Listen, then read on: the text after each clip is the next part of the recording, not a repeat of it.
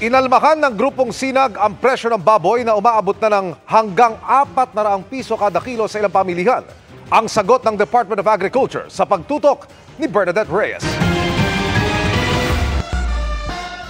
Ngayong kabi-kabila ang mga piyesta, ilabas na ang lechon, pati iba pang pork dishes. Pero ang paniraan ng banding sa handaan ang nakalulungkot na presyo ng baboy ngayon. Hanggang 420 pesos na ang kilo ng liempo, habang hanggang 370 pesos sa kasim, base sa monitoring ng Department of Agriculture. Sabi ng grupong Samahang Industriya ng Agrikultura o Sinag, may na-monitor silang pagtaas sa farm gate price dahil sa mahal na feeds at gasolina. Pero dapat hanggang 360 pesos lang daw ang liempo sa palengke, habang nasa 320 pesos naman ang kasim.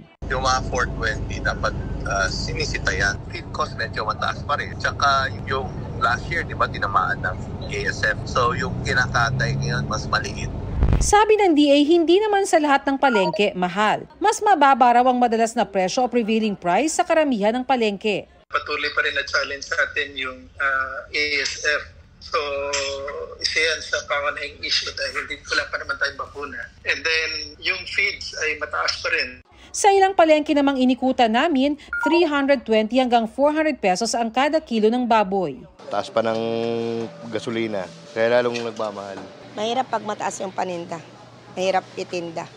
Kung nais pang makamenos, pwedeng mamili sa mga kadiwa stores kung saan mas mura ang bilihin. Ayon sa Department of Agriculture, minomonitor ang presyo ng kanilang Agribusiness and Marketing Assistance Service. Para sa GMA Integrated News, Bernadette Reyes, Nakatutok, 24 Oras.